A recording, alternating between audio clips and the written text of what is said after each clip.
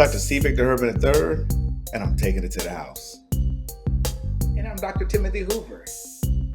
We want to thank y'all, welcome y'all to another edition of another show.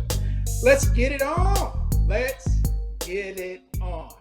But I know we want to talk NBA. Man, the finals are around the corner. This long break, man, it's killing me. It's probably killing most of the country. But before we get started in the NBA, we got to talk about one of the hottest topics out there. Oh, Caitlin got hit. She got punished. It was a flagrant foul. So what? Have you guys heard about the Jordan rules? Have you guys seen Kurt Rambis get a coat hangered by Kevin McHale on a break? Come on. So what? Play the damn game. She's a rookie. She has not been given anything. And guess what? These grown ass women are not going to take just anything. And they won't be embarrassed regardless because you are bringing national attention, eyes on the sport. So what? They are going to say, guess what? We've been here for a hot minute, Caitlin, and you're going to be treated like you are a rookie. So what? Vic, what is your thoughts about that, man? I know you heard some of the scuttlebutt, man, the naysayers, the talking heads talk about it. Do you have an opinion? I had to toss that out there, bro. Let's get it going. We asked this question in the green room. We may have even had that discussion on air. When is she going to get her welcome to the league rookie moment? Every athlete, every top tier high recruit, NFL, NBA, Major League Baseball has to pay the piper. You're going to be able to get to become the face of this league without going through some adversity. We're not going to give you the keys to the kingdom. So what? They coined you Miss WNBA. So what? They're already trying to mark out the new logo and call you the logo. Guess what? It ain't happening on my watch. I love it. If you want the WNBA to be considered a legitimate organization, if you want the fans to watch the sport, if you're hyping up a player, you're going to have the villain and you're going to have the hero. But this is basketball. We were just excited about what we saw in the NBA Eastern Conference and Western Conference finals of the physicality. And we're trying to find ways to legitimize the WNBA. What do you want? What do you want? Let them play ball. These are grown ass women. And if you're going to say you 21-year-old young rookie coming in here playing against a bunch of women who are moms, entrepreneurs, put that grind in, paid their way off of injuries, may have been dropped for the league for some years, had to go through adversity, just trying to get a shot. And you think they're just going to give you the keys to the kingdom? Nah, bruh. I love it. I love it because you know what it did? It had me researching all night last night saying, what is going on in the WNBA? And I saw a girl get chin checked, but I also saw Angel Reese being interviewed saying, hey, guess what? I'm in this league too. I'm in this league too, along with a couple of other high caliber college athletes, now rookies in the league. So got it. You're going to be the face right now of the league. There's a whole lot of basketball left to play within her career, but there are other players in the league, current stars as well as rookies, that still need to do. So I'm all for it because it got us talking about it. I'm all for it as well, man. So, at some point in time, this is all going to die down. But she is let's call her the cash cow, the golden calf. Call it whatever you want to call her, the golden goose, whatever. She is, and a lot of marketing is being banked on her, whether it's success or a lack of success. But she is getting a lot of eyes on her, and I'm into it. I'm in it. Get my popcorn, get your popcorn ready. Let's see how it unfolds. I love what Angel Reese said. I actually love what Caitlin said. Guess what? I talk a lot of stuff. The other girl talked a lot of stuff too. And then it led to a little, hip check. Okay, it looked like hockey instead of basketball. That's okay. But what it was not assault. Chicago Tribune. It was not assault. It's just basketball. And if you watch enough basketball, men do it. Why not the ladies do it? Again, they're being paid They are being paid. This is professional sports, and it's a win-loss league. And guess what? People want to talk a little stuff, and it's embarrassing if you get let a rookie come up in there and throw 30 points on you and shoot from the logo and do this, do that, what she was doing in college. And then these ladies said, no, it's not going to happen. So, no, let's fans, let's sit back, watch, enjoy. Let it all unfold. No, it's not going to be pretty. No, she is a rookie and she's not strong yet. And the story is not completely written. But like my co-host said, nothing is given to you. It's going to be earned. Okay, so go and start there. Have a good off season. I know the NCAA's for the women's really just finished, and you started up a new season, and you got so many games under your belt in the first couple of weeks, the first couple of games. Guess what? That's okay. That's okay. There are no excuses. There's no crying in basketball. You're going to have to put the big girl panties on, okay, and suck it up. And all you Caitlin apologists, just play ball. It's not a black and white thing. Y'all want to make it to be a black and white thing. That's what sells. You know, we got white girl Caitlin. She's pure and clean. No, that's not true. And then we got Angel Reese and everybody else seemingly black and against her, black and white. No, it's not that. No. Magic Bird, was that a black and white thing? We want to make it that, right? Boston Celtics, pro white, got the Lakers so black. No, East Coast, West Coast, how about just good basketball? How about the changing the dynamics of the league? I'm talking about Magic and Larry again.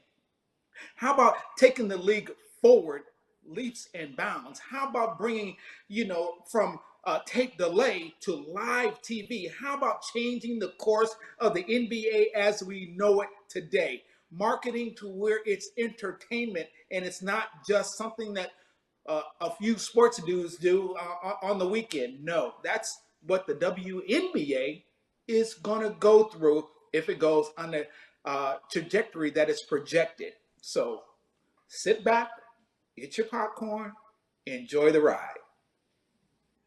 Like any other scene of a crime. Nothing to see here, folks. Nothing to see here, folks. Just Right, watch the basketball right. game and enjoy. Just stop making Yeah. it bigger than what it is. Every chip Right. shot that happens within the last NBA Finals, the NBA playoffs, this last couple of weeks was not televised. It was not made to be televised. Just watch the game and play it. So stop making a big thing about nothing.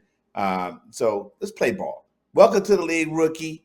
Keep it going. I'm sure she's not the only rookie this year that's had a come to Jesus moment. And so, but they only want to highlight hers. So again, nothing to see here, folks. Just play ball.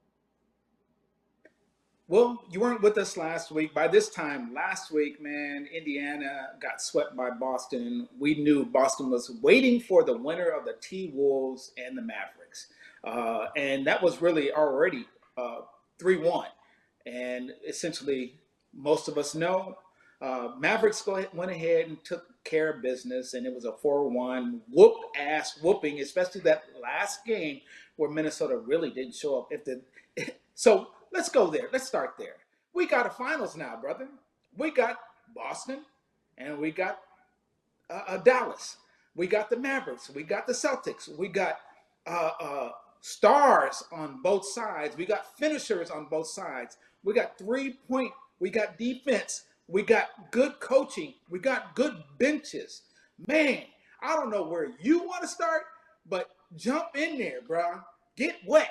What say you?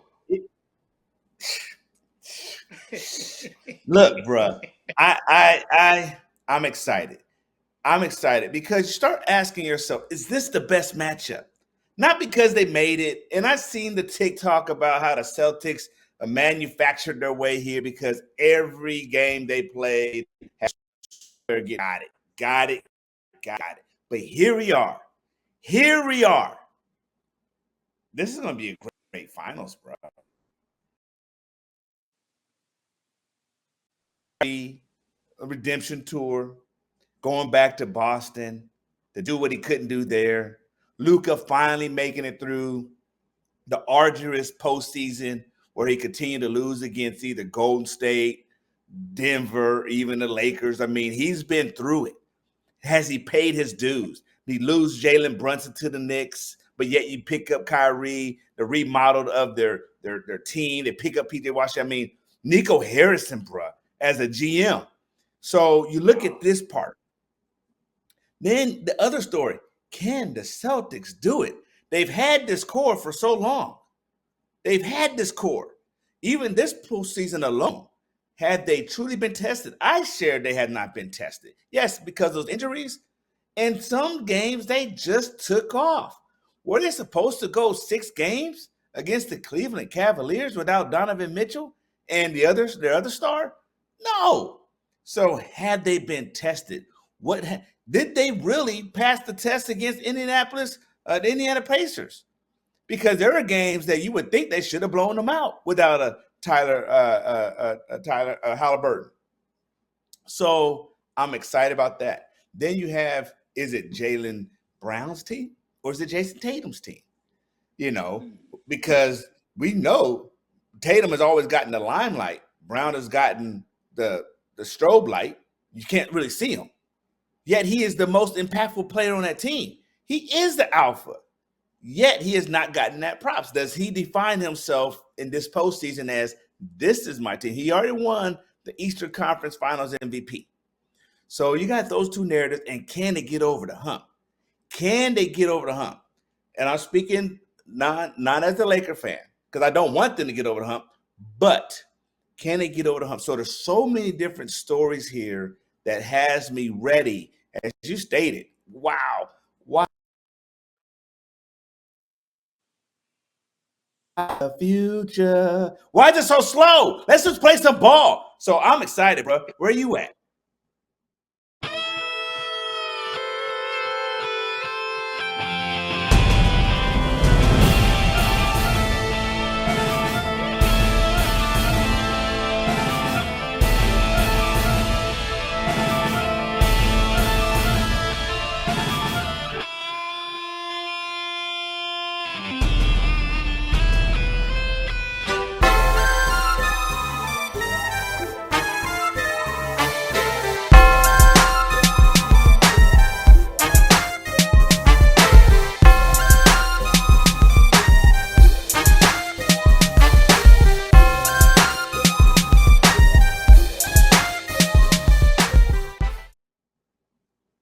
Well, in addition to the storylines that you talk about, let's talk about Jason Kidd, the player champion with Dallas. Now he's Jason Kidd, the coach, and leading his team to a possible championship.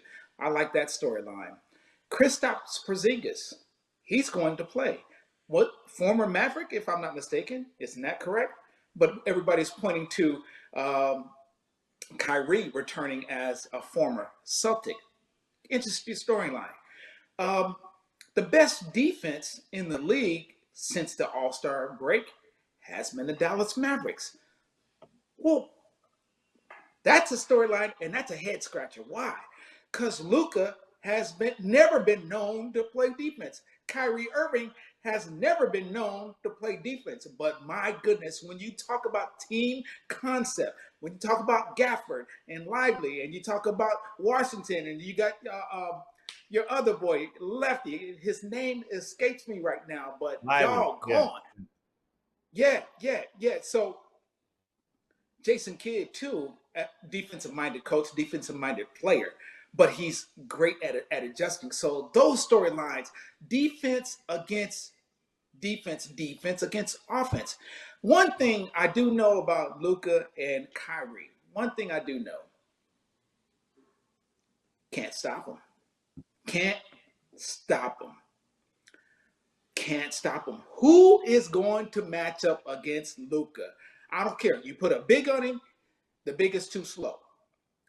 Can't move laterally, a la Rudy Gobert or Anthony Towns or whoever you wanted to put on him. It didn't matter. Or you put a guard on him, Drew, a White. He's going to take you a little behind and post you up because he can. He can dribble around you. Man, people forget how big Luka is. So, Kyrie, Who are you gonna put on him? Who are you gonna put on him? Bruh, his wizardry, his dazzling display of just dribbling the ball, handling it, and finishing at the rim, right hand or left hand. Who are you going to put on him? Who? So that in itself, it got me. It's got me hungry, anticipating just at how these matchups are going to be. Great individuals, great teams, and how are you going to match up and make your strengths stronger and not let your weaknesses be a weakness? That's what I'm excited about. However, the biggest weakness that I do see for the Mavericks, and it's not really not a big weakness, it's just their bench. When Luka goes to the bench, you know Kyrie has to stay. If Kyrie goes to the bench, Luka has to stay. It's just a matter of about being a threat and ball handling, and then just being a point guard and setting everybody else up. That's what I see is the biggest problem, because when they go to the bench, they don't have necessarily the finisher as a collective group. It's either Kyrie or Luka, while the other one is resting. Where the Celtics, however, out of their 5 starters, they can each go for 20 points a night. They love to shoot the 3 ball. That is their signature. They shot more threes in the season. They made more threes this season. So it's going to be interesting. So the Celtics really got to defend against that. But I don't think that I don't believe Dallas is really worried about that, because they can guard you, they can take away your 3, and Jason Kidd, just like he did against Minnesota, he will make your weakest player be the focal point. You saw this last game, the 5th game. Who was getting the ball? It was Rudy Gobert. He can't finish, man. He can't finish tying his shoes, and that's nobody guarding him. Okay, just spinning over. He can't do that by himself. He couldn't finish, and that's where the Mavericks were playing the perimeter. Ant couldn't get inside the paint, and he couldn't drive past anybody because they were funnel everything through him, and he had to dish off. And they were telling everybody else, "You can beat me." And Towns didn't really have a series, so a little bit different animal. Yes, I agree. Celtics, anybody can score. They don't mind shooting the 3, but they better make the 3, or they're gonna die by the 3, because they don't have a paint presence. That is their weakness. They don't have a paint presence. So I want you to think about the Phoenix Suns of years past and a hybrid of the Golden State Warriors. That's what Boston is. It's move, kick, move, cut. It's fluidity. Just keep moving, and it's motion. The other problem that the Celtics have is they tend to settle too much for the 3. And so, I mean, there's many storylines, as which we opened up. There's many storylines. I can't wait. But one thing that is an advantage over one another is coaching. Jason Kidd, in-game adjustments are much better than Mazzulla's.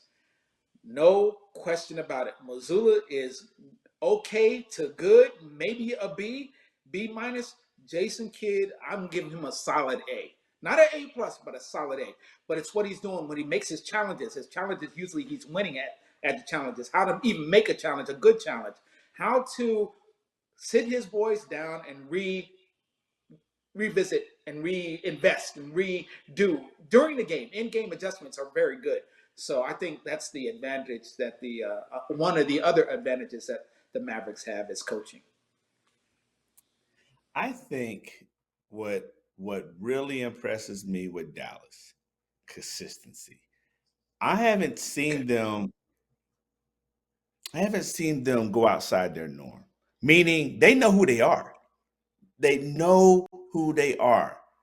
When Minnesota showed us on game 1 against Denver, and then game 2, their defense was swarming. They heightened them up as the #1 defense in the league. And Rudy Gobert is the defensive player of the year. And oh my gosh. And I even said on this show, sweep is done. There's no way. They're smothered. I mean, this is incredible. Just look how they swarm.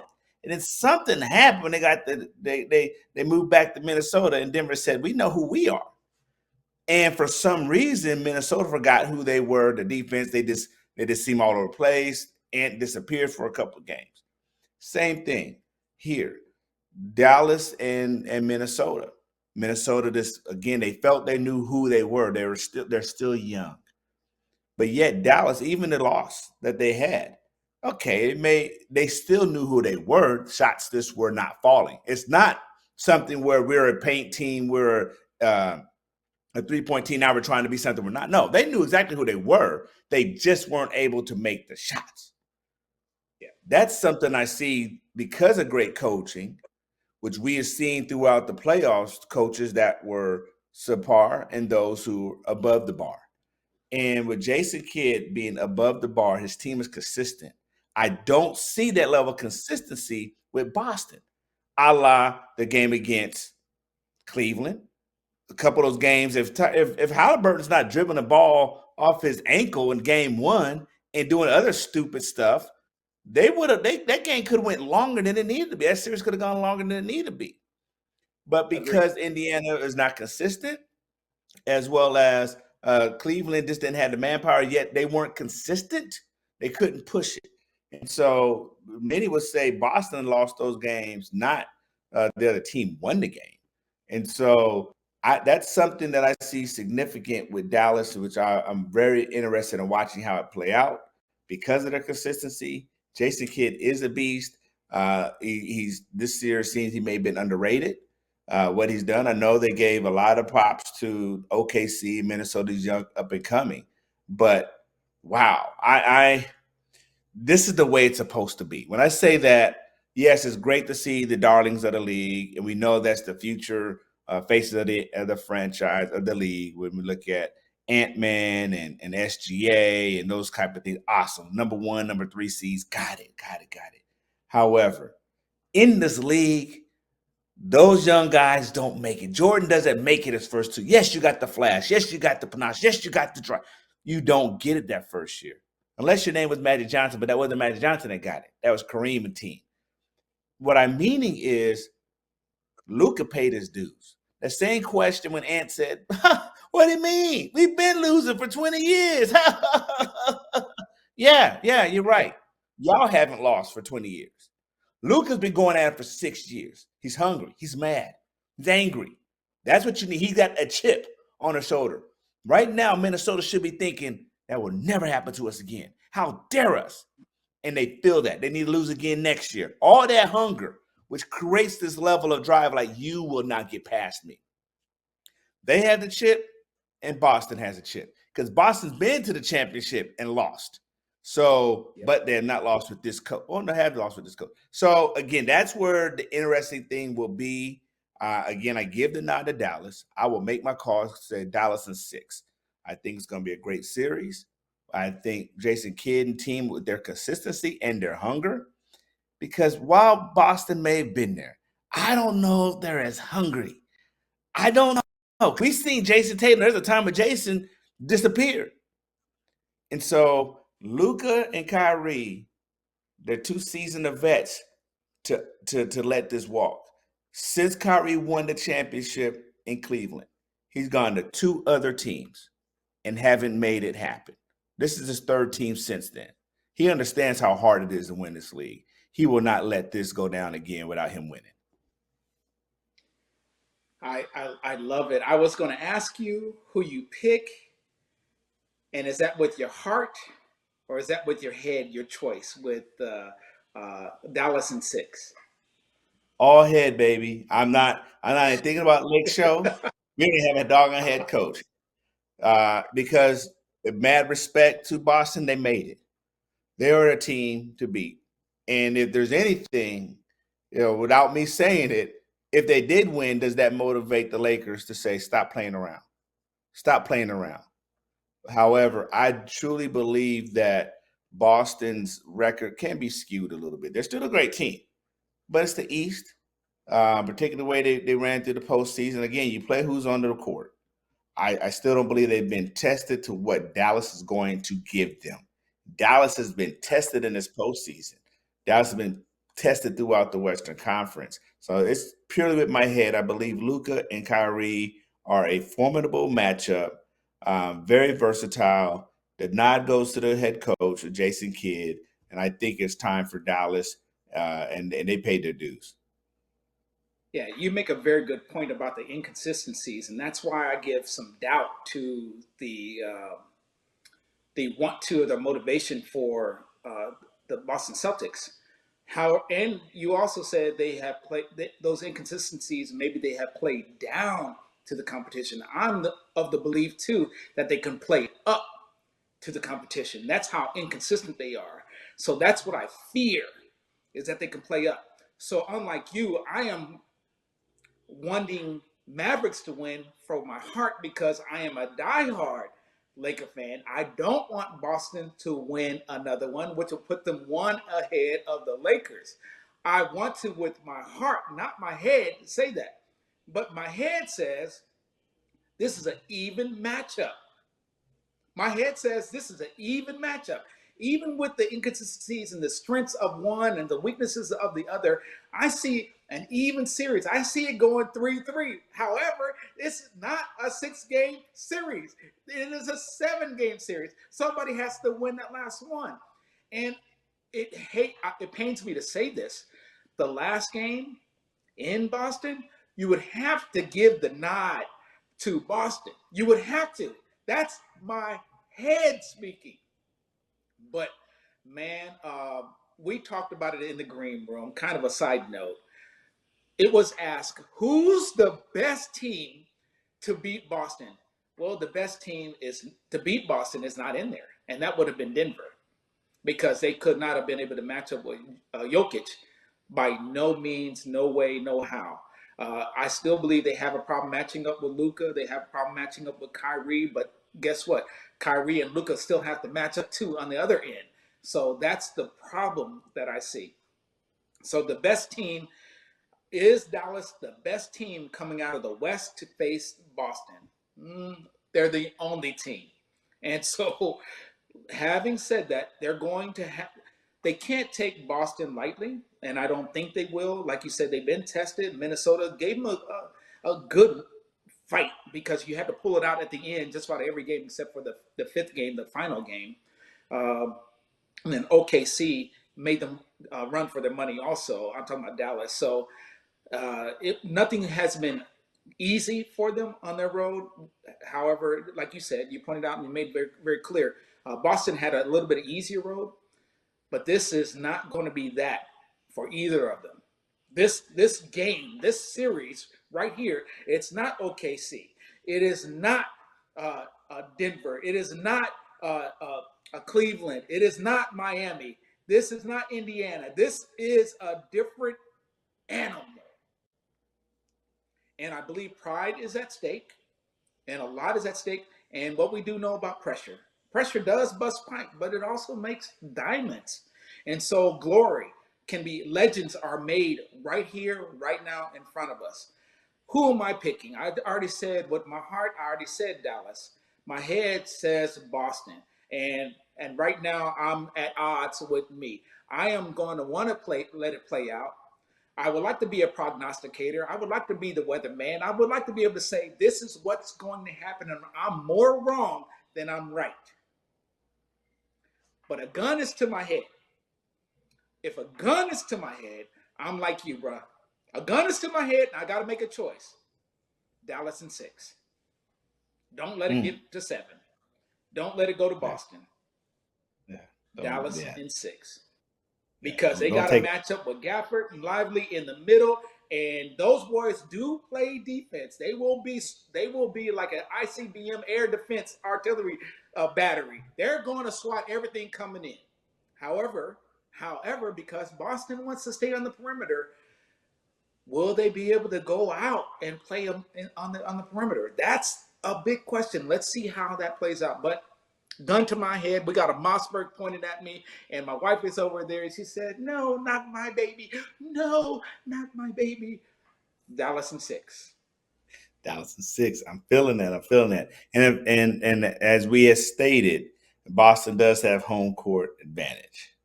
So yeah. If Dallas can get one of these first two, like I said, that changes the whole complexity of the series. And who's the more, we always go back to the classic rust versus rest. But considering they both had almost 2 weeks off, Hell, I think I'm rusted and rested at the same time just as a spectator. Well, as they say, let's get our popcorn ready. Let's get ready for the NBA Finals. Let's let it go. Our Dodgers have taken a little bit of a hit, but something well for the Dodgers is a New York Met, and a New York Met will make you come out of a 5 games streak. And also in baseball, I don't know if you heard, but we got somebody from the San Diego Padres. I cannot mention his name because I don't know his name, but he was betting on baseball. Oh, he was betting on his own team, and he got the lifetime ban. That's hot news, bro. That's hot news. 24 years old. Imagine that, bro. We just had a graduation. We just celebrated our nephew. We were telling him, man, the life ahead of you is your pearl. It's going to be whatever you want. And then he achieves and gets to that highest level. The game he's been playing for the last since he was 4 years old, 5 years old, swing a little bit of ball, bat, wiffle bat and ball, and you finally get there, and then you get there, and then you do this. So I know mom's got to be disappointed. I know he's probably even disappointed. And you got to ask yourself, was it worth it? And I wish I had his name. That's really not important. But I want to tell you, my professional ball players, guys, girls, it's not about common sense. It's really just about right and wrong. You are allowed to bet. You just can't bet on your own team. So why take that chance? Why take that risk? You have waited all your life to get to that level of achievement, to play, to be glorified as a pro, to let your hometown celebrate your success. And then you get there and then you do something like this. He's not the first to bet. He's not going to be the last to bet. I'm just asking you guys, even though betting is widespread and well known and it's acceptable, there are ways to get around this that it doesn't affect your career. Please, please, please be smarter than this. And I would just say, come on, man, as my closing epitaph. Come on, man. Wow. You would think after 30 plus years watching Pete Rose, that should be one of those rookie indoctrination briefings. Why? Because you can. Why? You just see what happened to Shohei Ohtani's ex-interpreter. I mean, why? You just saw what happened to the NBA player who did it. He lost more in his bet than he made in a freaking month. So again, make common sense, but sometimes that sense is just not that common. Right. Look, team, I would say in closing, it is now it's the ho hum time of the year sports, but yet NFL is still in rotation. They're talking about an 18-game season now. As we get ready to prepare and put our own collective air helmets on and get ready for Hall of Fame game in just about 6 more weeks, the football season is back. But what about 18 weeks? I'm all for it. I know I'm not the one between the gridirons. I'm not the one between the tackles. But if it's going to make the game better, if it's going to be competitive, keep it playing. Eventually, there may be a 5-month season. I don't know. However, what's the best in the interest of the players, not the billionaires? Have we fixed or have we minimized the concussion situation? It appears if we've added already 1 extra game and now we're looking to add another one, you would believe that we've identified a way to minimize the concussion issue that eventually creates the CTE down the line. A right now solution to help satisfy my football urge in the pockets of these football players, as well as the pockets of the billionaires, for a right now moment that may impact something 20, 30 years from now, it's not worth it. So I'm trusting that the science is leading this discussion. I'm trusting that common sense for the health and welfare of these players, but that are actually human beings. Yes, they look like gladiators, but they're someone's son. They're someone's brother. They're someone's father. So let's make the right decision, NFL. If we're going to do it, let's do it. Let's do it right. And let's do it smart. Let's do it safely. That's my closing epithet. That's us, taking it to the house. We'll see you next week, and we're out. Taking it to the house is out.